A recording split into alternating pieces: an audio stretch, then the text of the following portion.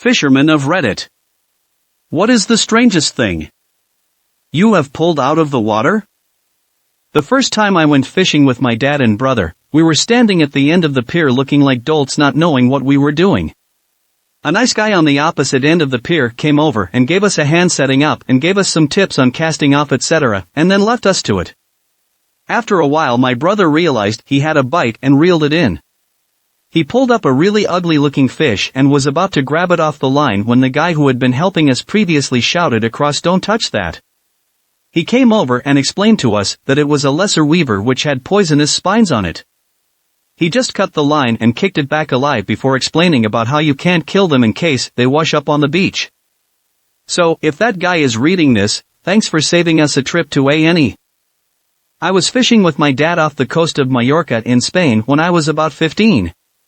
It was really warm, and we weren't catching anything much, so we got some snorkels and went for a swim around to see if we could see anything interesting. It was only about 20 feet deep. Around these cave-like rocks I spotted what looked like a dead body. I started trying to dive down, but I'm not a super strong swimmer, so when I would get to about 10 feet away from it I would have to come back up for air. Eventually my dad got to it, and I was diving and watching and diving and watching, and he was wriggling a rock trying to free it. It starts to float towards the surface and my dad follows. Right in front of my face a half-melted slimy life-size plastic Santa bobs out of the water. Weird thing is I'm not sure Spanish people even really have Santa as part of their Christmas decorations. I'm glad I was in the sea because I'm fairly sure I peed my pants. My dad thought it was hilarious. He put melty dead guy Santa into the boat to show my mom. About a week later I woke up and it was in my bed. The first time I went fishing I was about 5 years old, and my brother, who was 9, had a few years of experience ahead of me when it came to fishing. He told me to stand in the pond and wait for him to throw me the hook, which I should throw at the fishes. He threw me the hook, which I caught in my hand. He then reeled off the hook and ripped a gash in my hand. The worst part of the story is that we were in a fishing competition for 5 to 12-year-olds. While he reeled the line in, with my skin on it, he caught an 18-pound catfish. He won the tournament and I had to get stitches. We were fishing down in southern Maryland and what is called the target ships in Chesapeake Bay. The ships are old Navy vessels that have been set on concrete pillars, so they remain above water. The military uses them for radar testing and test bombing runs. It was about 8 years ago, during the summer. We were all on my dad's Grady White fishing for croakers and flounder right near the ships. There were about 20 other boats in the area. The Coast Guard was patrolling the area, doing inspections on boats. Sure enough the Coast Guard pulls up to my dad's boat. They are on a big vessel with about 15 trainees. The officer and a trainee got onto our boat and are performing the inspection with the help of my dad. Suddenly, my rod got very heavy. The officer stops his inspection and says, "Go ahead son, reel it up. Let's see what you get." So, I reel and reel. And to all of our amazement, I caught an unexploded test bomb. The best way I can describe what it looked like, I don't have a photo, I will explain why. It was a cylindrical diamond shape, with neon green stabilizers. About 12 to 14 inches long, maybe 4 inches in diameter at its thickest part. Well now the officer, the trainee, and the entire boat of Coast Guards have just witnessed what I have brought out of the water.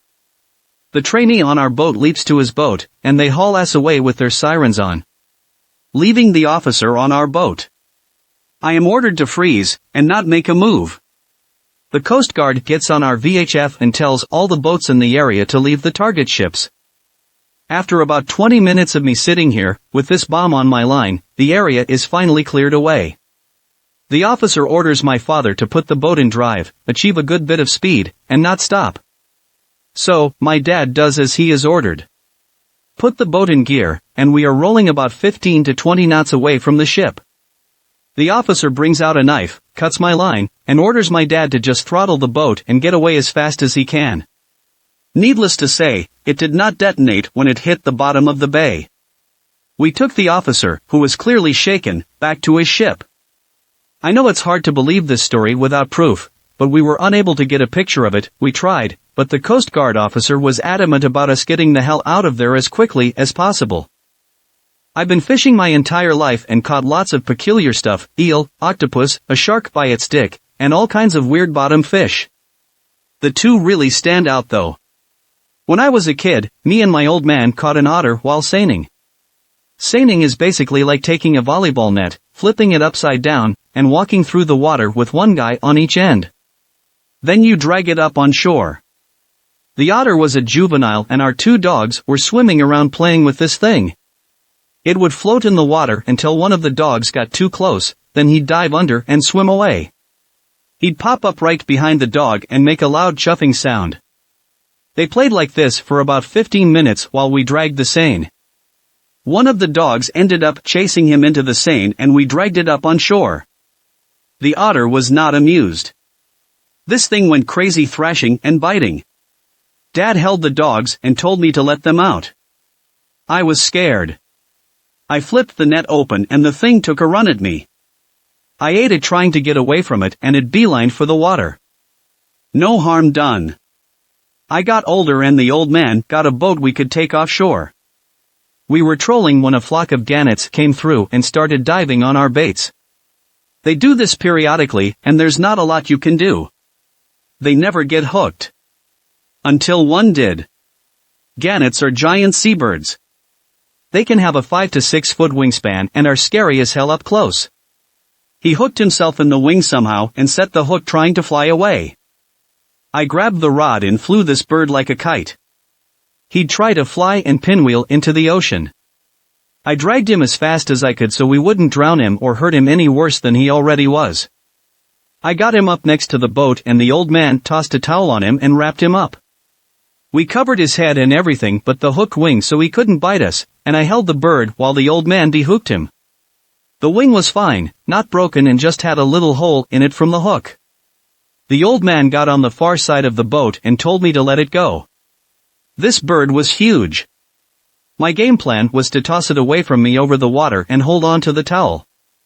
I executed my plan and this giant goddamn bird wheeled around and bit it out my outstretched hand. My dad was rolling around, he was laughing so hard. A few years back I went catfishing at a river not far from my house. I was dropping shad on an egg sinker a few feet deep when I got a very weak hit. I set the hook and started reeling in and whatever was on the other end was heavy, but not fighting, like at all.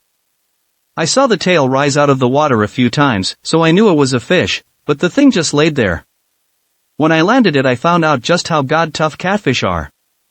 Some shitkicker had caught this fish before, cut off the fillets and released it back into the river. This fish had been stripped of all muscle, but was fully healed, still swimming, and even hunting. I took a rock and put it out of its misery, but that poor fish was tough. Mattice Lake, Ontario was trolling for walleye, and no joke, snagged something. I brought it up, and it was a boot. Not just any boot, but an old boot. Like ancient. The wooden sole, leather, looked like it was from the Civil War. I think that the near-freezing spring lake preserved it. Keep in mind this is a lake that even today you cannot get to except by seaplane, so this thing was probably a pioneer's boot who fell into the water and drowned. I wasn't exactly fishing, but I found this big guy in a pond once.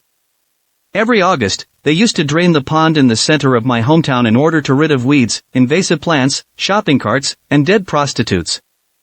It turned our somewhat picturesque little pond into a horrific swamp. I decided to wander around on the bottom of this swamp to see the town from a new perspective. At one end of the swamp, which even when full could barely accommodate sunfish, I found this giant fish head without a body.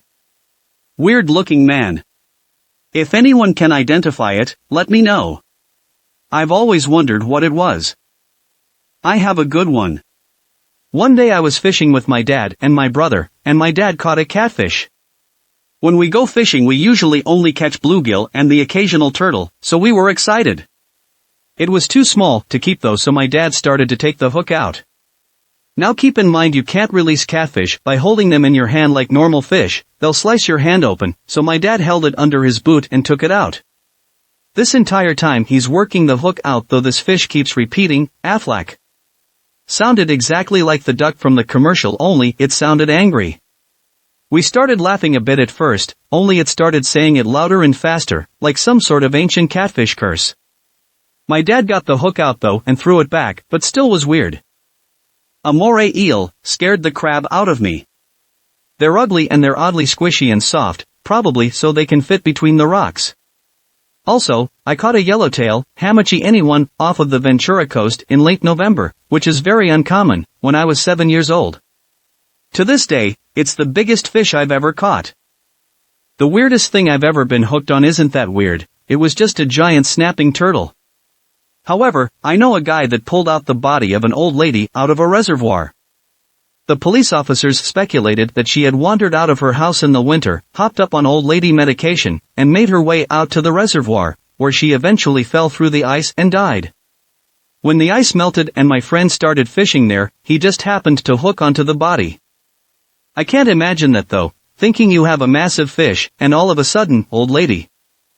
When I was a weedy little kid, I went on a chartered sea fishing trip in Wales. There was a dozen or so people on the trip. Yelled a lot, wasn't very patient. I'd already gotten some tackle caught in someone else's line, and he came over to me when I was struggling with my fishing rod. He rolled his eyes, took it off me and set about getting me out from under a rock. He then reeled in a 12-pound pollock that was half my size. The rest of the boat fixed their rods and came over, told me they call those grunters and that you rarely ever see one. Not me but my father. While out fishing at night with friends, they spotted something floating in the water. Upon closer inspection, it turned out to be a dead body. They managed to pull it aboard by hooking a rope around the upper torso and arms. Radioed the Coast Guard and they were met halfway. It turned out that the body was a U.S. Navy sailor who was lost overboard in a stormy training exercise sometime before. I am unsure how long the body was in the water. This happened a while back. About 3 years ago, me and my dad were trolling for tuna about 30 miles off of Atlantic City, New Jersey, and having no luck. When you troll, you run the boat and let the lines run out to a reasonable distance and then just drive around, slowly. There are patterns you can do and different methods, but I won't bore you with the details. Anyway, we weren't catching anything until one of the reels went off, screaming as it would if a massive fish took it. My dad grabs the tuna belt and starts fighting this fish, and let me tell you, it was tough. Probably a half-hour-long fight. Finally get it to the surface and I go to gaff it, expecting it to be a tuna/wahoo/mahi, and I kid you not, it's 3 blankets tied together that are just so waterlogged it was so hard to pull them up. My dad actually spent over a half hour fighting 3 wet blankets. We still laugh about it to this day, and whenever anything bites my dad will yell blanket on. As a little girl, my granddad used to take me fishing. He had all kinds of lures, bits, and bobs, you know the drill. We'd go out early in the morning and stay until we got hungry. We would bring the fish home and I'd watch him skin them. Grandma would cook them for dinner and the leftovers would be buried under the sunflowers. My grandfather, like much of the family, took every opportunity to tell a delightful story. When he'd skin the bass, he would look at me, wink, and say that if the devil were in the fish, it would keep moving after it was dead.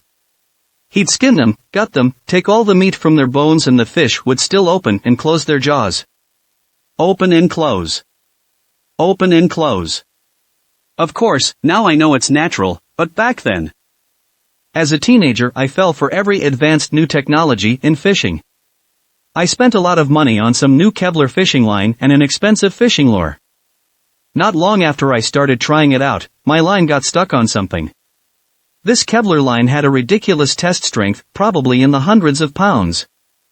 I didn't want to lose my new expensive fishing lure, so I said, I'm pulling in whatever my line is caught on.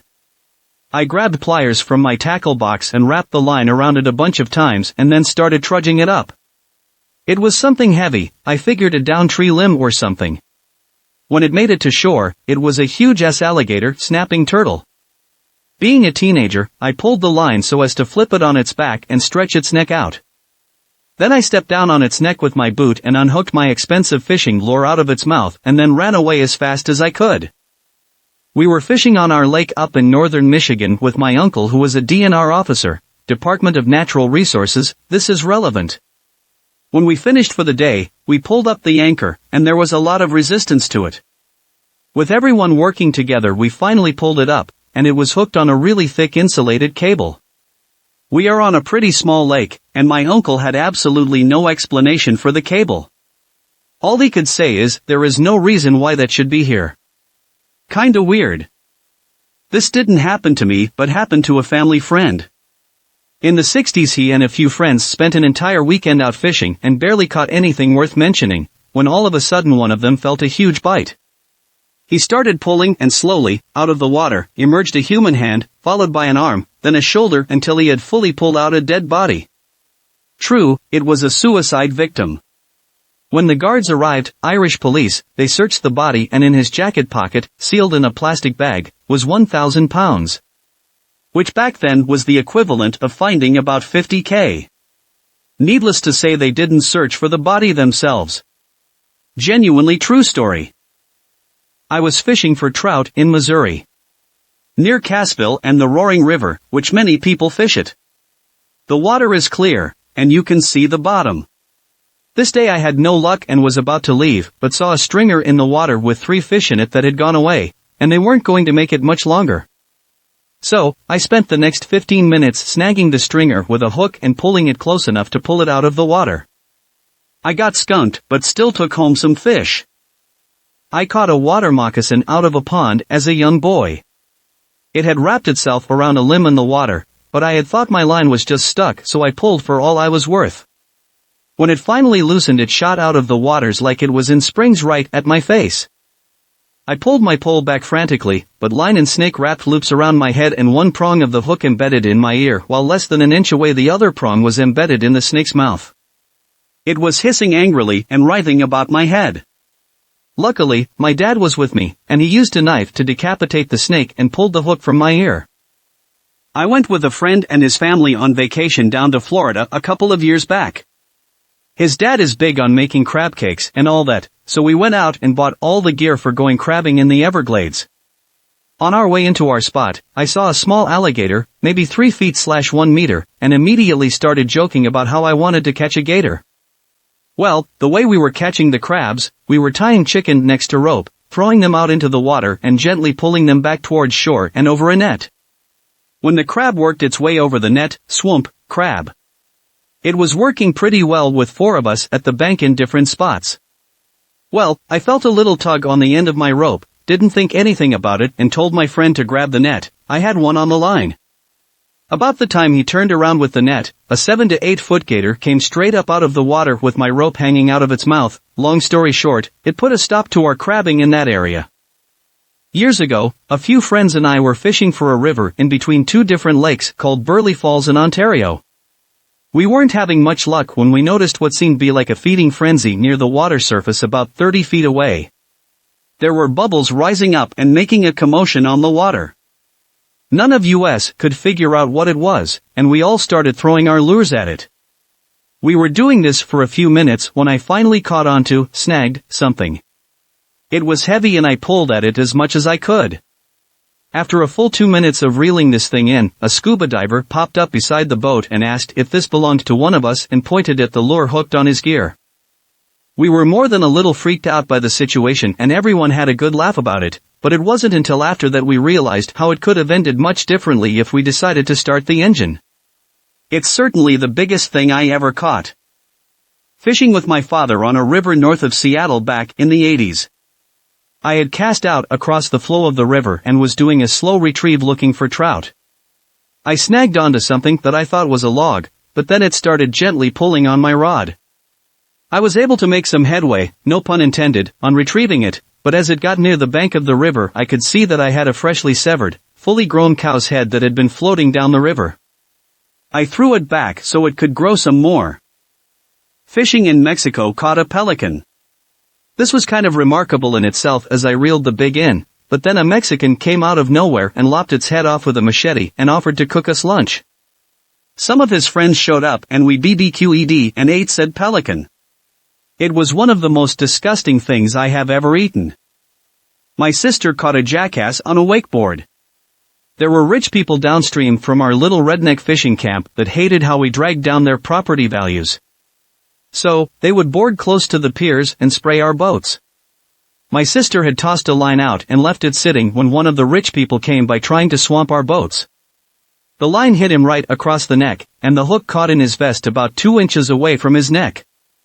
It pulled so tight that the hook went through the vest and into his shoulder. The barb had stapled his vest into his skin. Well, one day I decided I had enough of line fishing and grabbed a snorkel and a butterfly net. With that net I have pulled out one femur, one strange black fish with legs and 2 really weird eyes, and a shit ton of some cute little fish that if you flip upside down while they are above water will proceed to inhale and inflate, then you can let them go and they float for a bit before deflating. I'm not exactly an angler. I'm a marine biologist that works on boats with them. We've pulled up whale bones/cartilage, not killed by us, already dead, shark heads, octopus, and even an airplane door from a crash site where like 6 people died up in Alaska. I see crazy stuff all of the time. Was trolling for pike in Minnesota and got a hit. Reeled in the small snake pike and noticed it had another hook set in it already and the line coming of that hook that went back into the water. After pulling about 40 feet of line I pulled up a very new looking little kid rod and reel. It had to be recent as the fish would have died being attached to a rod like that. Got both hooks out and let the ill guy go. Not an amazing story but cool nonetheless. When I was about 7 years old, my dad and I were fishing in a pond down in Georgia. Now, my dad happened to be wearing a watch that my mom had given him on their anniversary a few years previously. The watch was even inscribed with both their names and the anniversary date on it, so there is no way you could mistake this watch for any other watch in the world. Anyway, my dad had a fairly decent fish on the line and as he reached over the side of the boat to grab it, his watch popped off and sank into the algae-laden depths of the fishing pond in Georgia. Fast forward about 20 years.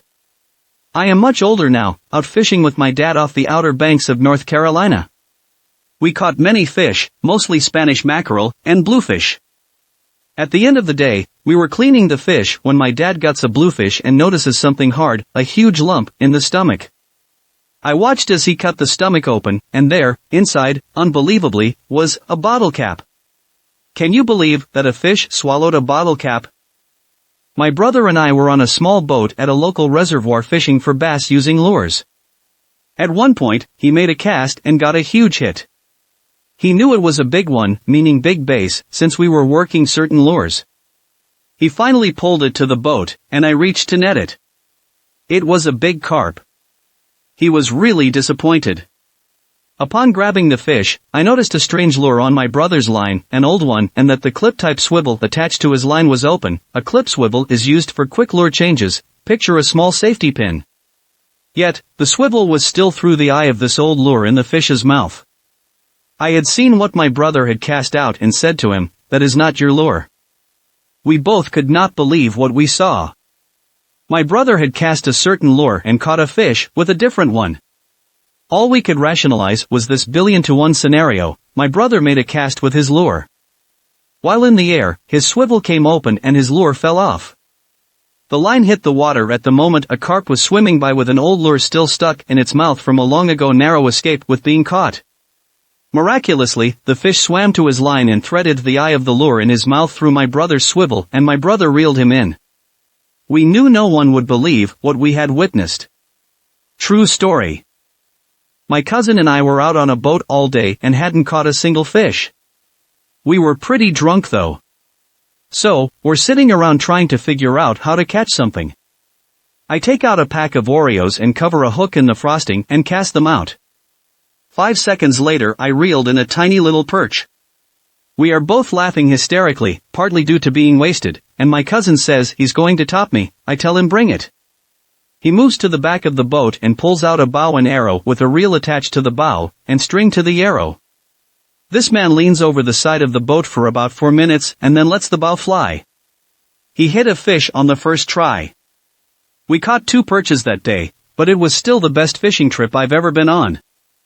A baby swan, followed by some extremely angry mummy and daddy swans. They try and pinch bait that you chuck in, and I guess as he dived down he got his leg hooked. My granddad had to try and untangle/hook him while it was pecking him, and his parents were going crazy. I also managed to catch a robin once. I went to tell my granddad something and after almost losing a rod previously to leaving the line in the water, I reeled in and placed it on the bank.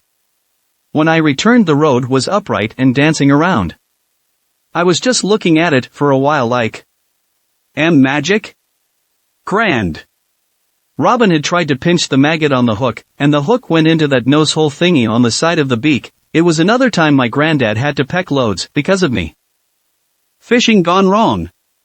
Fishing on the Smith River near the California/Oregon border, I had caught 2 nice salmon.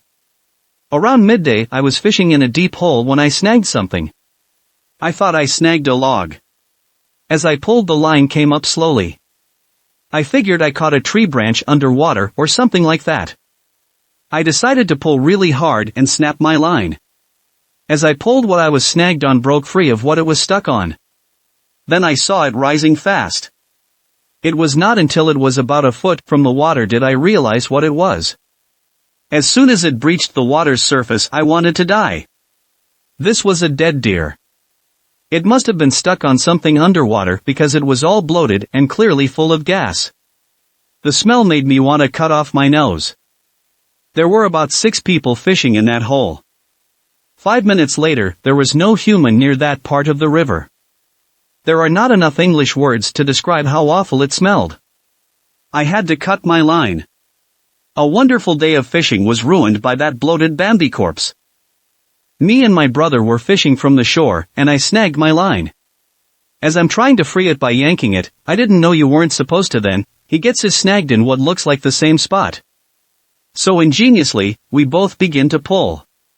Well, something comes loose and, as luck would have it, a yellowish green, stained by the filthy belly of the sea, human skull, and most of a spine, flies out of the water and knocks me to the ground. It was just the bones, no fleshy bits thankfully, but I scared myself really good that day. I can't fish now, because every time I snag my line, I think oh shit, oh shit, oh shit, oh shit, and just about go into cardiac arrest. I was once fishing in Charlestown Breachway in RI. I was drifting eels on the outgoing tide and felt a heavy pull. Slowly but surely my drag started going and the line was pulled out. The way it fought felt like a shark.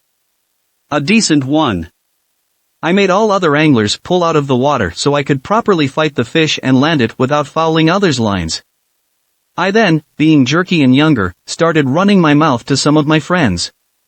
I thumbed my drag and slowly started working the beast back to the rocks. I was getting pounded by pretty heavy surf and struggled to keep my cigarette in my mouth. It was epic. It was also a bucket. Yes, a 5-gallon bucket with the riptide pulling it out. Me and some friends were fishing off a pier a few summers back and catching small sea perches, hoping to catch something a little bigger. My mate stuck a big hook with a fish head on the end of his line and cast it out. Nothing happened for ages until all of a sudden a line started screaming off his reel. He struck and exclaimed, "Hell lads, it's a big one." About 5 minutes later we were standing on the edge of said pier having an argument with a diver over a ripped wetsuit. I once caught a duck underwater that looked similar to this bird while it was diving to catch baitfish. Luckily, the hook was just stuck in its feathers and line wrapped around the body, so I just had to calm it down to untangle it. This was in December on the East Coast, so the water was cold, but I could feel the warmth of the bird through my gloves. I have also caught boats, horseshoe crabs while they were mating, one on top of the other, lots of garbage, seagulls, light posts, fences, snapping turtles, freshwater, myself, my brother, and many other random things. Also forgot that I caught this fish in Alaska that has poisonous spines that was already previously mentioned. On the same fishing trip, my uncle had a 30 to 40 inch halibut and a sea lion on at the same time. The sea lion was able to rip a piece of the halibut off and we got it to the boat ripped in half.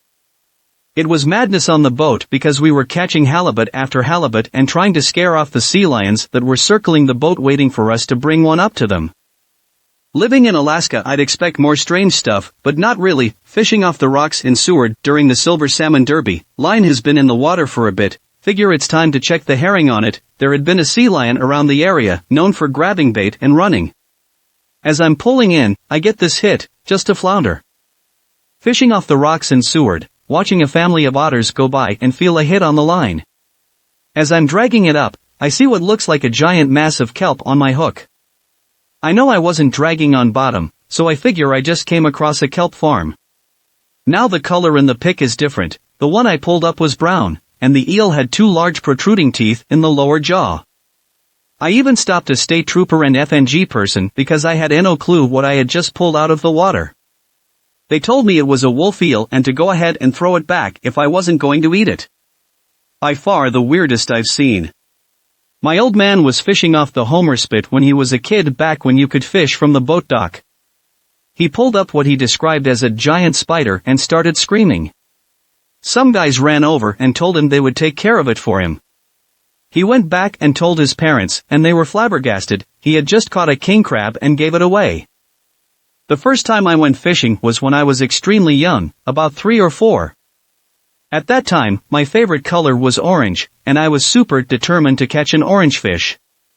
My parents tried to gently tell me that I was not going to catch an orange fish in the pond we had on our property, but they couldn't get me to let go of the idea of catching an orange fish. We fished for a while and I got a bright and started reeling it in. I pulled a goldfish out and got really excited that I actually caught an orange fish. My parents were floored. They couldn't believe that the first fish I ever caught was a goldfish out of a smelly old pond. When my daughter was 6 years old, I took her to a marina to fish for crappie. After a while she hooked one and it was fighting pretty good. Everyone in the marina was watching to see how big it was, and when she finally got it up and she had a cell phone, the fish had went to the bottom and got tangled up in the cell phone case and got off. Everyone was amazed, and from the back of the marina a voice said, "Can you hear me now?" Several years ago, I was ice fishing with my dad. He dropped his BlackBerry through the hole, and it sank to the bottom, but we could see it clearly and it was still turned on. It was only about 12 feet down, so after a bit of effort we carefully hooked it and reeled it back in, dried it out, and it still worked. I thought that was pretty strange. I was on the coast of Maine on a camp trip. Hooked a decent-sized fish and was reeling it in when a bird, I believe the guide described it as a sea eagle, swooped down and snatched up the fish with its talons. The fish was still hooked, and my line started running out. The guide freaked out and cut my line, explaining that harming or killing the bird could have cost him or me thousands of dollars of penalties. I was just mad because catching that fish would have won me the trip's fishing contest. While fishing on Lake Erie, my wife's line became entangled in the legs of a seagull, who hung around hoping to get 2 small fish we threw back. The gull took off and wife started screaming as the line on her reel began to peel off. I grabbed the rod and yanked him back down, and we started to reel him in. Then the line came off. Thinking back, we should have let him fly around for a while. I was night fishing with a friend once, using some small spinner lure. We hadn't had much luck catching anything, so I just started playing a game by myself of casting as high and far as I could. One time I cast, and though I didn't hear it hit the water, I felt a tug on the line and reeled it in as fast as I could. That's when the confused bat that had caught my lure in midair flopped onto the dock and flapped around confusedly for a moment before it dropped the lure and flew away. When I was a kid, me and my dad drove out of town for about 20 minutes to a river that was known for having a lot of catfish. Near the end of the day my dad managed to reel in this enormous fish, and I, being a kid, got all excited. The fish was the length of his arm, and it was a gold color, so I thought it was some sort of rare treasure. I convinced my dad to take it home with us on the condition that I release it in the creek near the house after I show Mom. So later that night I took the fish down to the creek and said my goodbyes before releasing it. A few days later my friend across the street comes over jumping up and down with excitement. He told me that he was fishing in the creek near the house and caught a huge gold catfish, which surprised him because we don't usually have catfish in this area. He said he brought it home and his dad was cooking the fish for dinner as we spoke. I never told him why that fish was there. Was fishing in my lake when I was about 17, was running a crankbait in about 7 feet of water when I got a hold of what felt like a stick. Nothing big, just more noticeable weight than the crankbait itself. When I got it to the bank I realized it was my missing Chronic 2 album that apparently my dad had found and thrown in the lake because he didn't approve of the pot leaf on the album cover. Of course, I told my mom, and she made him buy me a new one. I've also pulled in other fishing poles, hats, underwear, and soda cans. My family and I went to New Zealand for Christmas a couple of years back. The first time I ever went deep-sea fishing, we were out with my extended family. So, we're all casting, waiting, catching a few snappers in the process, when suddenly my dad gets a hit. Now this is a tiny little boat that maybe seats 4. Since it's not some illustrious yacht, all others stop casting so he can battle it out. My dad was a pretty strong fella, and yet this fish was giving him a run for his money. This way and that he fought, cursing the gods, the seas, and everything he thought of. We all sat in awe as this climactic scene unfurled before our eyes. Time itself sat quiet to observe. After some time, my father won out over the sea beast, dragging it up to the surface, and to its impending fate. What was seen, though, was no regular fish. What lay at the end of his line was a 6-foot-wide stingray, floating with an air of melancholy and resignation. However, its luck had not run out. Having no way to physically bring it into the boat, we were forced to cut the line. It gently removed itself from our land-dwelling, mortal gaze, likely never to be seen again by human eyes. I once went deep-sea fishing off the coast of Alaska when I was 12. We were fishing for halibut. We had our hooks down about 300 feet and I got a bite. I set the hook and start reeling it up. At first it wasn't much of a fight, I would have guessed around 20 pounds. Then all of a sudden my 12-year-old self could no longer find the strength to reel and could only manage a terribly slow pace as I reeled up the 300 feet. When I got the fish to the surface, I had a large disappointment when I saw the head of a tiny halibut, but then a surprise when the second half of the fish came into view and a large lingcod had engulfed and held onto the rest of the fish. The lingcod was over 4 feet, nearing 45 pounds, which I kept, and the halibut was relatively unharmed other than a few teeth marks, so I decided to let it go as a thank you. I went fishing once with my dad when I was younger. There were quite a few people out with buckets full of fish and a whole bunch of seagulls wheeling about in the air hoping to score a free meal. I didn't really know what I was doing, and every time I cast, the hook shot straight into the water a few feet in front of me. Cast. Plunk. Cast. Plunk. Ad infinitum. Eventually, my dad notices and starts telling me to cast higher.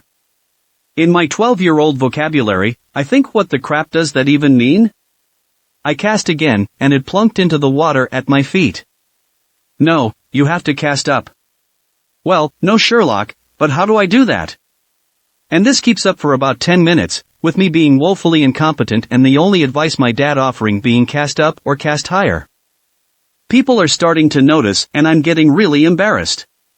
So, I finally pitched a fit, and yelled, "Fine," and chucked the rod almost vertical, almost throwing it across the river. It was the perfect cast. I watched the bobber fly across the sky, up and up it went. It started to come down, nearly on the other side of the river. Then it started to come back up again. And it went back down. And it came back up. And went back down. And a seagull squawked loudly, flapped a little bit, and plummeted into the water. It took a second before I realized that I cast so high, and so up, that I'd actually wrapped my line around a passing seagull. I watched it floundering in the water and shouted yeah and started reeling it in. I would be damned if I weren't going to have a stuffed seagull mounted over the fireplace. But alas, it was not to be. Before I got to reel it in, it disentangled itself from the line, and shakily flew up into the air, pitifully calling to its brethren. Later, we got pizza burgers and I read Harry Potter. My wife and I were fishing in a deep channel at Amity Point on Stradbroke Island in Queensland, Australia. We weren't catching much, but my wife suddenly shouted that she de-hooked something really big. She struggled reeling it in, getting increasingly excited until this massive black shape became visible in the water. She hauled it into the shallows and the thing stood up, unhooked the treble hook lure from the back of his wetsuit and went back to scuba diving without saying a word or even acknowledging our presence. I was living in Alaska in around 1978-79 and some friends said we could go to China and dip net for salmon. Dip netting is taking a landing net with a long handle and stand on the bank of a river, hold the net in the water and hope a fish swims into it. When we get there, the Copper River is about a mile wide and the glacier runs off. The water is so silty you can't see 1 inch into the water. I'm thinking this is the Alaskan equivalent if a snipe hunt, but sure enough, boom, something hits my net. It's two beautiful sockeyes. That is not what the story is about though. About an hour later a Rainier beer comes floating down the river. At the time Rainier was running an advertising campaign using the term wild Rainier, I caught a wild Rainier dip netting in the Copper River. I immediately popped the top and chugged it. Not me but my dad, who was a commercial fisher. A few years back they were out on a typical trip and saw something floating in the water a little bit away. They went to investigate and found human remains in a survival suit, mainly bones. They called the Canadian Coast Guard and just circled around it for a few hours until they arrived to investigate. The remains were never identified. It took a while for the crew to stop being nervous every time they saw something floating in the water. Big Bear Lake went through a horrible drought period, to the point where you could walk to the boulders in Boulder Bay. Of course, like young idiots, my sister, best friend, and I did. I found a particularly pleasing sandbar between two dredging points, and somewhere have a photo of me impersonating Jesus, looking for all the world like I am magnificently striding across the water. On our numerous slogs through the sand and mud, we found numerous lures and sinkers, 2 brand new fishing poles, still velcroed together, a couple of anchors, and a perfectly functional boat propeller. We dragged these back to shore, and while Dad cleaned up the poles and lures, we hulkied the anchors and prop off to the boat rental guy, to see if we could sell them back. The boat rental guy, being a generous and kind-hearted soul, gave my family a massive discount on renting a pontoon boat for the entire day. We proceeded to catch plenty of trout, 1 ridiculously small catfish, and a horrible carp the size of my arm. It was glorious. We once pulled a steel barrel out of a lake. It was fully intact, and the cap was missing. After draining all the water out of it, we heard a loud flopping sound inside. Upon prying the lid off the barrel, we discovered a rather large catfish inside. The only way we figured it ended up in there was by swimming through the small opening from the missing cap, which was maybe 2 inches in diameter. It must have done this as a baby and had been trapped in that barrel for years, growing and unable to escape until we set it free. When I was a little kid, I caught a small bluegill, maybe 4 inches long. As I was reeling it in, I saw a shimmer in the water. My grandpa told me to drop my rod. I, as a 9-year-old, said, "Forget that." I caught a fish, and kept reeling it in. At some point I noticed my grandpa was already on top of the picnic table we had our gear on, yelling at his friend to get me. Here I am still reeling in my awesome fish. Boy, this little bluegill is fighting hard to not get caught. My grandpa's friend slapped the rod out of my hand and pulled me back in time to see the huge snake had my bluegill in its mouth and somehow had gotten itself hooked as well. You see, an extreme fear of snakes is a family trait. I shudder to think what would have happened if my grandpa's friend hadn't come along. When I was younger, I went to this privately run and enclosed pond, owned by this weird guy. It was kind of cool, always seemed to have at least a few fish to catch, and whatnot. The best thing is, on my first trip, I found an underwater lure, which was kind of a big deal because I only had surface stuff. Ananya, the guy liked to keep track of the fish caught in his pond and would reward large catches. He gave me 50 rupees when I bought him an extremely rare Hoileen loach, and a golden scale years later when I got my first 16-pounder, which proved particularly useful in the nearby water temple. Was jug line fishing on Lake Eufaula, Oklahoma, for catfish. I was about 15 years old. I grabbed the last jug of the night and was pulling up the line when something tugged on it hard enough to rip the jug and line out of my hand. The jug was actually pulled underwater for a few seconds before resurfacing a few yards from the boat. Now this has happened before, it's a common sign you have a pretty good-sized fish on the line, so your first reaction is excitement. To add to the excitement, this particular jug was a large detergent bottle with at least 15 to 20 pounds of buoyancy. So, you know it's a massive fish when a jug that size is submerged. We pulled the boat back up to the jug, and I slipped on a pair of leather gloves. I then grabbed the line and began pulling up the line again. As I pulled the line closer to the surface, whatever was on the other end really started fighting back. I had a good grip on the gloves and carried on. At this point I can practically taste at the catfish victory, but then I see it. Worthless alligator gar breaches the surface. This thing is at least 5 feet long and has about 2 feet of jaw filled with thousands of tiny teeth. Now if you're any kind of fisher, you know that alligator gar are a trash fish. Their scales are rock hard, and they have almost no meat on them. They're nothing but bone and teeth for 5 feet of fish. This was such a huge dick yank. Here I thought I had caught the granddaddy of all catfish, and I've caught the most epic piece that is possible. That said, it was still a lot of fun pulling that line up, and not knowing what was on the other end. When I was a kid, my dad used to take me out on his boat, and we'd anchor in the middle of the lake and fish all night for crappie. My mom and younger sister decided they wanted to go with us one night, so we had all four of us in the boat, sitting there in the dark with a few Coleman lanterns hung over the side. Mom had been pestering Dad for months about going to church with her on Sundays, which he'd always refused to do, and as we sat there fishing, a little good-natured banter turned into a bet. If Mom caught more fish than Dad, he'd go to church with her on Sunday. I don't remember what Dad got if he won, so it was probably unfit for immature ears. Anyway, we'd been out there for a few hours, nobody had caught anything, when suddenly Mom squealed and said, "A fish just jumped in my lap." Dad grabbed a flashlight and worked his way back to where she was sitting, and sure enough, there was a little crappie on the floor of the boat beneath her feet. Dad picked the fish up, walked to the nose of the boat, spread his arms wide and looked to the sky and said, "Okay, God. I give up. I'll go." I was fishing in a channel in Syracuse, Indiana, and I saw the weirdest fish. I didn't actually catch it, but I saw several of them and they were weird looking. This occurred probably 10 to 12 years ago. Alright, so I'm fishing in a channel that connects Lake Syracuse and Lake Wawasee. I've fished there my entire life, but I've only ever seen this fish this one time. I saw it near the edge of the water by the ground. It was dark blue, its head was shaped like that of a bluegill, and it had tentacles like things coming from its rear. Oh, and there were a bunch of these guys. There was a big one, mommy, and like 3 little babies. The mom was probably the size of my palm. I tried to catch them. I put my line in their path. The mother completely ignored it.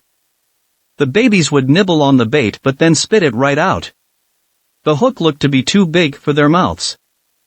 One time me and a friend were fishing in a river while on an Oregon camping trip. After a couple of hours and a few bites, my friend felt a tug on his line, so he began to reel it in.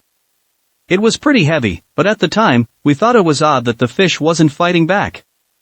Once it got closer, we found out why.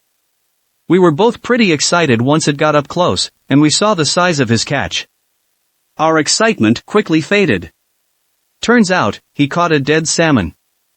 Apparently, they die after spawning, and he somehow hooked one. A few seconds after he pulled it out of the water, its underside opened up, and spewed forth hundreds of tiny eggs. We laughed for a good 20 minutes. My father and I went fishing for trout in a river we often go to. He got a genuinely nice 4-5 pound trout, nothing wrong with the fish. It was the way he got it which was strange. The fish had swallowed a hook and line at some point in its life, and connected to that was another set of line and hook which the fish was dragging about half a meter behind him. My father's line had tangled with all that mess and somehow it held until the fish was on dry land. I don't know if the fish picked up an already broken line from the riverbed or had an epic struggle with an earlier fisher, which the mighty fish won. Either way, he caught the veteran fish without his line even touching it. My grandfather used to fish in the Mississippi a little north of the Twin Cities. He decided to bring his wife, my grandmother, while she got a bite but unfortunately wasn't holding onto the rod. They lost the fish and the rod. Anyhow, later that week my grandfather caught a fish. He reeled in the fish and his rod my grandmother had lost. Pretty cool, I thought. I went fishing off a dam with my sisters, father, and grandfather once. I was about 6 or 7. My dad was off watching my sisters while my grandfather was watching me. I asked my grandfather if I could cast off the downstream side of the dam as I could see the fish down there in the shallow water. The dam was 30 to 40 foot tall on the downstream side. He didn't bother looking over, too busy smoking his pipe, and unbeknownst to me there was a flock of ducks down there. One went for the worm, and I hooked it right through the bill. Though at this stage, we didn't know that. My rod just started wobbling like crazy as this duck dove and flew around trying to free itself, prompting my grandfather to grab the rod and to look over the dam to see a duck hooked on the other end. My dad came over because of the commotion, and he and my grandfather decided to reel it in. They didn't think cutting it loose with a hook in its bill was going to do it any good. The little kid fishing rod I was using was bent right over and looked like it didn't have chance in hell of holding while they reeled this panicking duck in.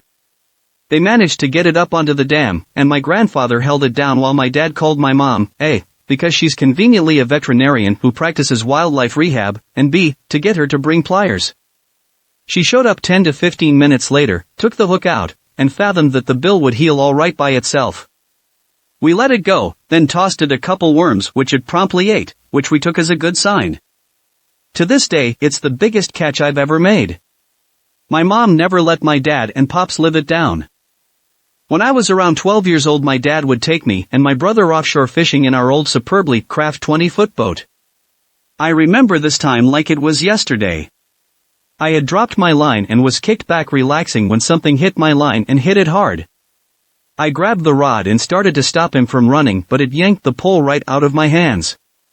My dad jumped over to try and catch it, but it was too late, it had been lost in the sea. I got my ass chewed out to no end. Flash forward to next weekend. We head out and go to the same exact oil rig about 8 to 10 miles offshore. We began fishing and relaxing when all of a sudden my dad had a fish on the line.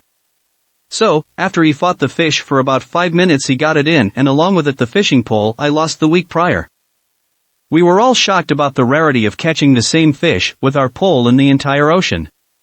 It was a fun story and kind of got the heat off of me a little, winky face. Thanks, fish. I'm not a fisher and I don't know all of the details on this one, but a cousin of mine was out fishing lobster and came across a dead body floating in the water. He called it into the Coast Guard and they asked him to recover it.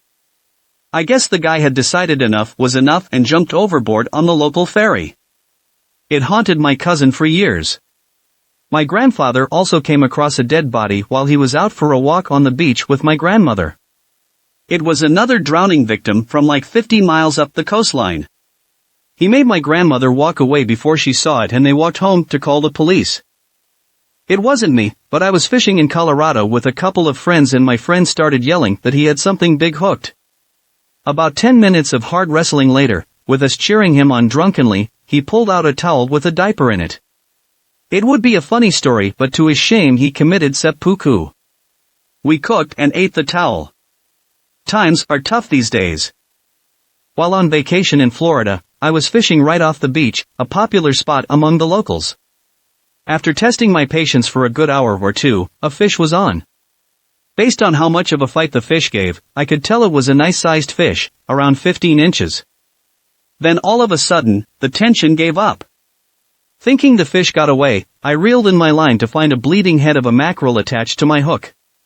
A shark looked at him while I was telling it in.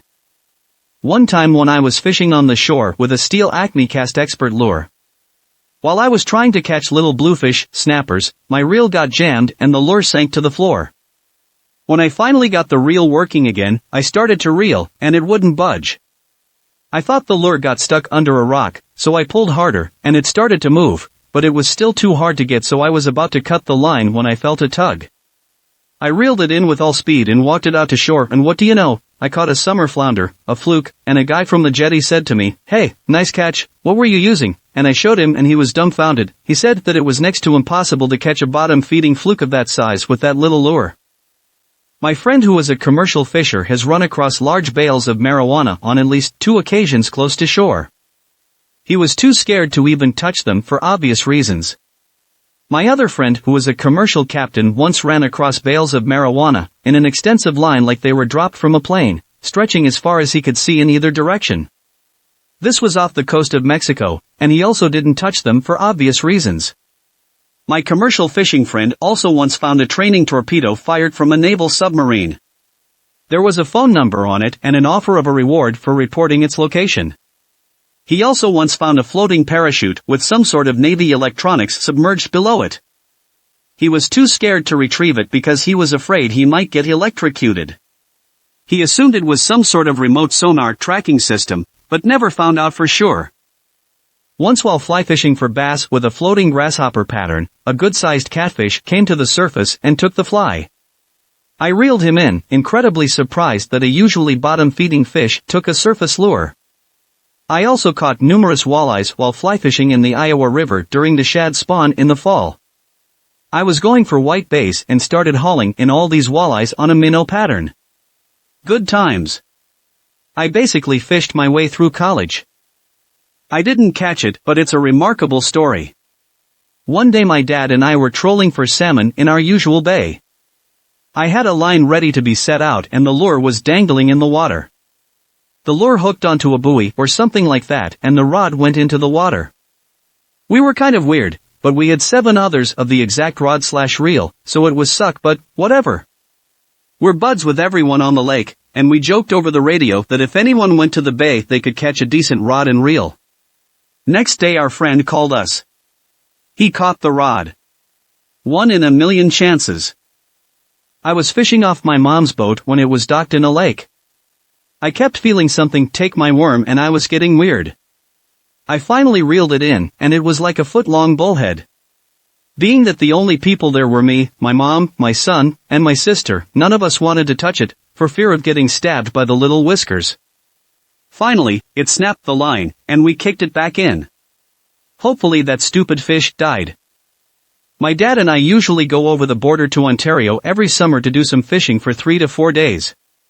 About 4 years ago, my line got stuck on what I was thinking was a log since we were close to a river opening. This thing is really stuck. We pull the boat a little closer to it and I can feel it starting to give a little bit. I start pulling my line in little by little. Lo and behold, I caught onto a gill net, since the Indians in Ontario are apparently allowed to fish with nets. Except these fish have been there a long time, the fish were decayed and chewed up. So, we pulled the net onto the shore. There has to be at least 200 to 300 walleye, perch, and northern pike just wasted. I have never been so disgusted fishing in my life. Fishing up there hasn't ever been the same, either. Last year I was at the shore, walking in the crashing waves with my GF and I saw something getting tossed back and forth on the coast. I walk up to it, and I see an baby shark, maybe a foot long tangled in fishing lines and weights. It takes me a couple tries to grab it, with bare hands, but I finally do, hold it down and remove the hook that was attached to the line and weights, untangle the shark, and release it back into the ocean where it promptly swims away. This took all of about 30 seconds, but when I turned around I saw about a dozen little kids watching me. I'd like to think I inspired some crazy childhood stories about a ridiculous shark wrestler in these kids' minds. I was deep-sea fishing in Mexico at an incredibly early age, and when a fish got caught on the line, I handed it over to my father so he can reel it because I was a pussy. When the fish was out of the water and handed the pole back to me, a pelican just swallowed my fish whole. My dad sees this bird just eat my prized possession and reaches out of the boat and chokes out this pelican. My fish pops right out and the pelican fainted. It woke up 5 seconds later and flew away like the pussy he was. I will never forget this. Spending many years on shrimp trawl boats and deep-sea bottom fishing boats, etc. I have pulled up mattresses, bathtubs. A common way to dispose of a body in the sea is to get a metal bathtub, add dead body, fill with concrete. Not a joke, probably 100 bicycles. Those are the common strange things, I guess. One boat I was on, prior to my working on it, discovered a drug pickup point that had a giant plastic beanbag chair full of cocaine. I have personally kept old change, tools, other usable things we've found. As far as actual fish, a 400 pounds bull shark, hundreds of thresher sharks, they're worth decent money and have about a 2-month full season for netting, a trumpet fish, lionfish, wrasps, parrotfish, other exotics. As a kid, I went fishing with one of my parents' friends while we were visiting him in Florida. We were in brackish waters, and I had just thrown my line in. I got a bite, then a lot of resistance. I assumed I had snagged the line, then felt the line run. It took over an hour to reel the line in, and once I got it on shore, it was a small stingray. My little brother was angry that I caught the cool thing. Was fishing below the spillway of a dam for catfish at night using stinkbait. I suck at fishing, so I was all proud I had something that felt big on the line in front of my friends. I pulled it in, and it looked like a fish, moved like a fish, and then I saw 4 legs. It was a big old mud puppy, and when I got him to land he started running, causing the hilarious sight of my friends the good old boys start jumping back and squealing like little girls. I threw him back before the boys got too scared. My brother was fishing from an old pedal boat out on a small lake. The boat started sinking, and as he hurried to make it back to shore, his fishing pole and his basket of caught fish fell overboard. They were gone. He made it back just as the boat sank. About 3 years later I was fishing in the same lake, and I caught the fishing pole that he had lost that day. It would have been cool to also have caught the old basket of skeleton fish. I was fishing on a lake in the Poconos and thought I was pulling a massive fish in, and it ended up being a rubber boot filled with mud. Once off the shore of Lake Erie, I pulled a fish called a sheep's head. I used to fish a lot, but that was the ugliest fish I'd ever seen. It's like a white carp, fat, and was missing an eye. They're useless, so I threw it back. I was fishing in NC in a lake next to a church, not catching much, a couple of bass around, but nothing really biting. Then out of nowhere a bass sped out of the weeds and took the bait, then back into the weeds, so I set the hook, but when I started reeling it in it didn't feel like a fish, so I was reeling in, and once it came out I found I had caught a purse. We opened it up and inside there was a gold necklace, which was pretty cool to find. So then we pack up, get in the car, and I start looking at the purse more, and I feel a lump of something, so I start trying other zippers to find it, and then I found a hidden zipper. So I opened it and discovered I had found a huge bag of weed. I have never smoked nor do I know a lot about it, but it was a full sandwich Ziploc bag. We took it home and decided to throw it away since none of us smoke, so we gave it to our cousin to throw away, but the trash was completely empty after he left. But I made $60 from the gold necklace, so I was happy. So, to sum it up, catch purse, open it, find gold necklace, find hidden compartment, find lots of weed, sell necklace $60. I'm from Texas. One day my father and I were fishing by some jetties. We had our anchor down, grapple, and had caught some trout when all of a sudden the anchor line starts to peel off like crazy. I jumped to the front of the boat and grabbed the line and started to fight whatever was caught in the end. After about 30 minutes I got the creature to the surface. Lo and behold, it was a massive manta ray. I have a video of me releasing it at the end of the fight. But I can only find the video on FB. When I was 4 I was at a family day/fishing derby held at a small drainage pond, less than an acre, using a cane pole, and I pulled out an eel longer than I was tall. I thought I'd caught a very toothsome snake. We're 800 miles from an ocean, and the drainage pond has no connection to any waterways. Someone had thrown an eel in the pond when they stocked it, maybe as a bonus? I was psyched. All of the other kids freaked out. That made me even happier. Smiley face. Was fishing in Ontario on Sturgeon Lake with my grandparents when I was younger, and my grandma managed to reel up something quite unusual. What was on the end of the line was no surprise, it was a lake trout. However, the manner we retrieved the fish was unbelievable. We were trolling at about 80 feet in depth when the rod went slack, signaling that either something was on the line or that the line needed to be reset. She started reeling in the line ever so slowly, as not to stress her frail muscles or lose the fish. After what seemed like an eternity the line was almost reeled in, and the leader was visible. But there were no fish in sight. At all. When the end of the leader became visible it was apparent that something was fishy. No fish, but still tension on the line. I reached down to inspect the leader and noticed that my grandma's hook had somehow snagged through a knot that had formed on a broken line from another angler. We were the only boat on the lake that morning, and this is a huge lake we are talking about. What are the odds of that? To finish the story quickly, I ended up reeling in the rest of the line for my grandma, some 300 feet later, and there was a nice 5-pound lake trout on the end. We were in complete disbelief that her hook managed to snag a loop less than 1/4 in diameter, and that we netted the fish after the whole ordeal. I was sailing with my family off the west coast of Scotland in 2006, and I was fishing off the back of the boat with a fairly large metallic bait that looked like a fish, had painted on eyes, and a scaly texture to it. My mom yelled out that she had seen a big seagull dive for a fish, right about the same time I yelled out that I had hooked something. Poor seagull. I don't really like seagulls, but I do feel sorry for that one. If we could have pulled him back into the boat, we could have the hook out of his beak. Those birds have a lot of fights in them. I was fishing for fluke with my dad and brother. Fluke, and also flounder, are flat fish that slide along the bottom, and it's common to call large ones doormats. My dad dropped his line and eventually hooked something. The weight was obvious, but it wasn't fighting back, so we assumed it wasn't a fish. He got it above the surface of the water, and it was a literal doormat. If you looked closely you could make out where the mat said welcome. The irony was palpable. Another time I was fishing by myself in a lake under a small bridge with a small rod and hooked something too heavy to pull up. I assumed I was stuck on a tree, But I didn't want to Thanks for lose my watching. rapala, so I put Please on my comment, snorkel mask like, and looked share, over the and side. subscribe. The As it Internet turns Surfer out, on I had YouTube hooked a for street more sign. horror and scary stories. There is now a street sign from Sandy Cove Road in Maine hanging in my basement in NJ. So, I fished crab during the summers on the Grand Banks of Newfoundland while I went to university. A few months prior to the fishery opening, we had a huge drug bust about 200 miles offshore, and the bags were dumping whatever they had overboard before getting caught.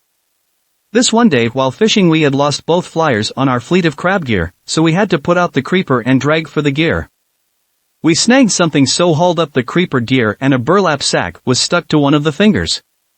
Of course, I had to look inside to see what it was.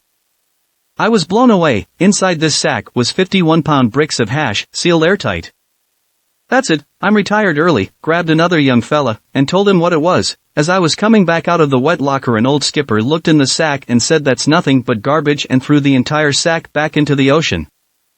Fishing in South Carolina off of my grandfather's dock, I managed to pull in a decent-sized piranha, I'd say about a foot long. Not even sure how I managed to pull it in since I wasn't fishing with a steel leader. Someone had let it go from an aquarium apparently.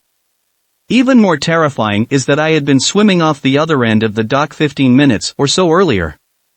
That fish had some serious teeth.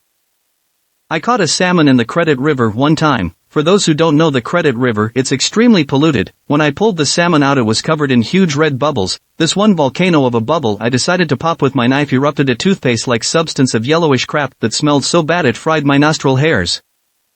My dad was an avid angler. He passed away when I was 3. But one of the few memories I have of him is when he took me to a pay lake one afternoon and I was throwing rocks into the water.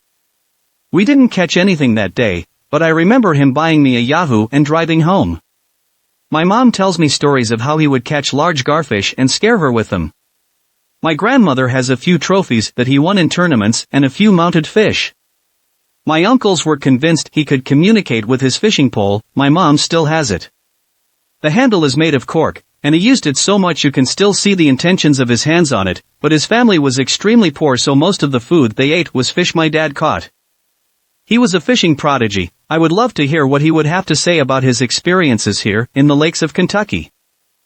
Let's see, I've caught a golden retriever before, a few ducks, a bat, I've hooked up on a manta ray, I've pulled in a turtle so big that when I tried to lift it with a net, which I just had to balance the turtle on, there was no way it was fitting in this thing. I'm talking at least 3-foot shell. It stood about 1.5 feet, 2 feet tall, big as snapping turtle. The rowboat we were in dipped and started taking on water to the side. 1.5 million trees. I've gotten caught up on power lines underwater. Hell, I even pulled up a Sprite can that had to have been from the late 60s. Pull tab and all. I've hooked up on fish I didn't even think were in the body of water I was fishing. I'm, arguably, the only person that can pull a rainbow trout out of the lake I fish upstate without ice, aside from a select few who get a rare one. But the craziest, I'd have to say, was when we were trolling for sales in the Keys. My father or cousin, I forget, hooked up on a genuinely nice bonita. About 15 yards from me on the fish was right on the top of the water. All of a sudden, swoosh, huge shadow, and a shark came out of nowhere and ate the thing. Just left basically the face and the hook. We tried to send out lines to hook up on him, but to no avail. Thanks for watching. Please comment, like, share and subscribe. The Internet Surfer on YouTube for more horror and scary stories.